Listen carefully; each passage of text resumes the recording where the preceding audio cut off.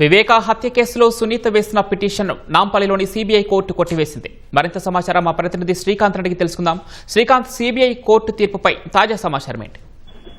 వివేక హత్య కేసులో సమగ్ర దర్యాప్తు నిర్వహించాలని చెప్పి కూడా సునీత ఆయన కుమార్తె సునీత పిటిషన్ దాఖలు చేశారు. ఈ పిటిషన్ పై సీబీఐ కోర్టు విచారణ ఇదివరకు విచారణ చేపట్టింది. విచారణ ముగిసిన తర్వాత తీర్పును రిజర్వ్ చేసింది.